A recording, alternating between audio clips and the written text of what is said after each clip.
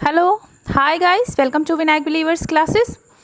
सो students, आज मैं practice set फिर से लेकर आई हूँ। हम विदाउट वेस्टिंग टाइम अपना प्रैक्टिस सेट स्टार्ट करेंगे। अगर मेरी वीडियो अच्छा लगा हो तो लाइक शेयर सब्सक्राइब करना नहीं भूलिएगा। और स्टूडेंट्स, आई होप आपको मेरे वीडियो अच्छे लग रहे होंगे।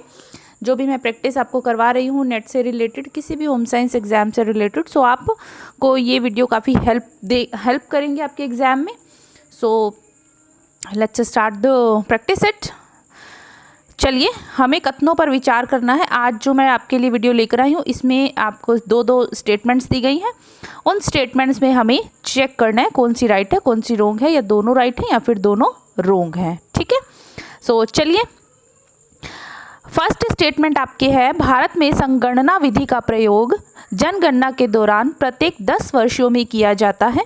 ठीक है, सो ये आपकी स्टेटमेंट क्या कह रही है कि भारत में जो जनगणना है वो 10 वर्षों में किया जाता है। सो ये स्टेटमेंट आपके राइट है।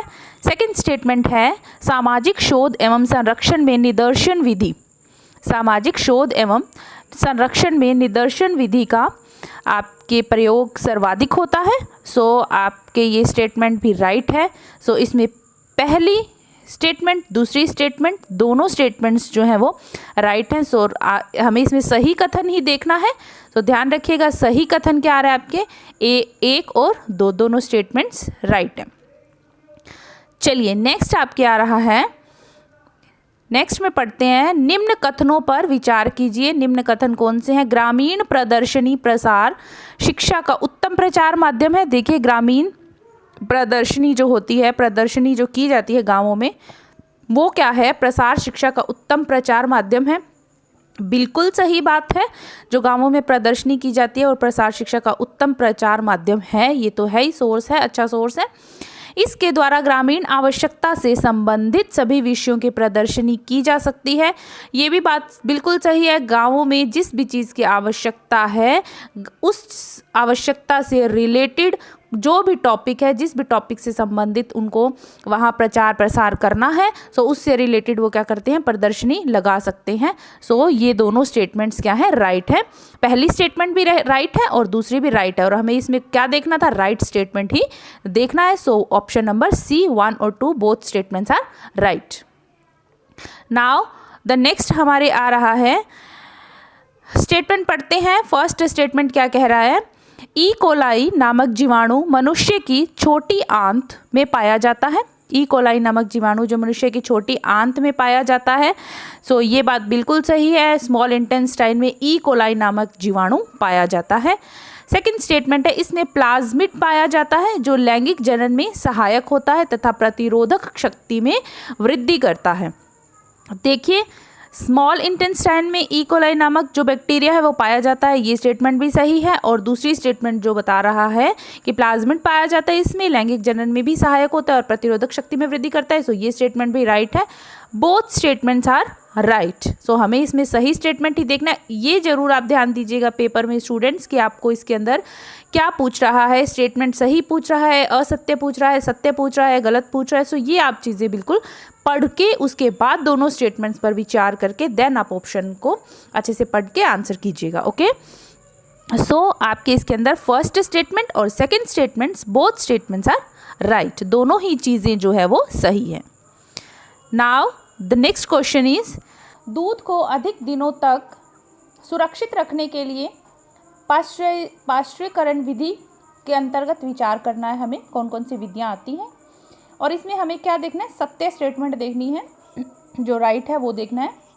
फर्स्ट देखिए, पाश्चुरीकरण 2 विधियों के आधार पर किया जाता है। सो ये स्टेटमेंट रोंग है। पाश्चुरीकरण 2 नहीं, पाश्चुरीकरण 3 विधियों के आधार पर किया जाता है। स्टूडेंट्स, मैंने अपनी वीडियो में ये बताया हुआ है, वीडियो में ये पाश्चुरीकरण का पूरा टॉपिक करवाया हुआ है।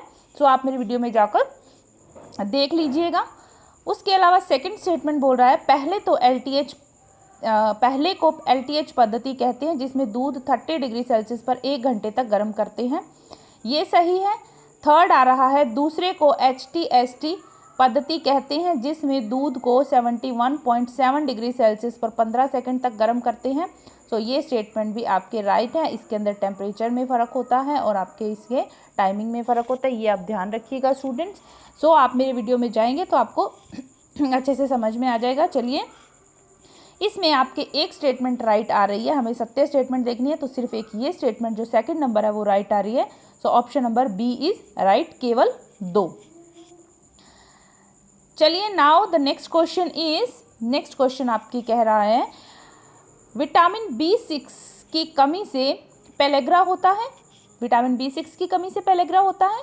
आप लोगों ने पढ़ा होगा विटामिन, कौन से विटामिन की कमी से कौन सा रोग हो जाता है। सो पेलेग्रा जो है विटामिन B6 की कमी से नहीं, बी आपके B3 की कमी से होता है, जिसको आप क्या बोलते हैं, नियासिन बोलते हैं। ठीक है, सो ये है। सेकंड आ रहा है फॉलिक एसिड जो है स्त्रियों में गर्भाधान रोकने में सहायक है। सो ये आपके जो आ रहा है, ये फॉलिक एसिड जो स्त्रियों में गर्भाधान रोकने में सहायक है। सो ये स्टेटमेंट आपकी राइट है, फर्स्ट स्टेटमेंट रोंग है। सो इसके अंदर option number B is right. ठीक है, option number B is right means कि केवल 2 स्टेटमेंट जो है वो राइट है। चलिए, now next question. Okay, kwashiorkor का शाब्दिक अर्थ लाल लड़का है। क्वाशियोरकर का शाब्दिक अर्थ जो है वो लाल लड़का है।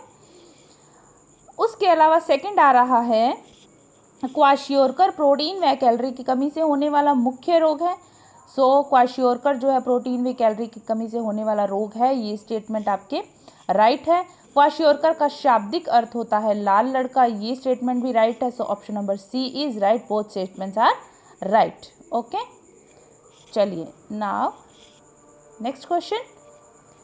विटामिन, खनिज लवण तथा जल सुरक्षात्मक पोषक तत्व कहलाते हैं।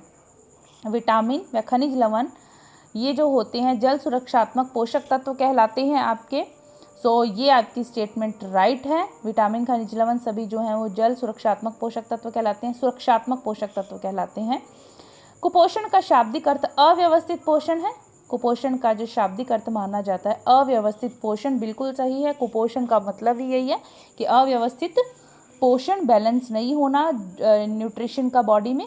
सो आपके स्टेटमेंट 1 और 2 both are right. So option number C is right.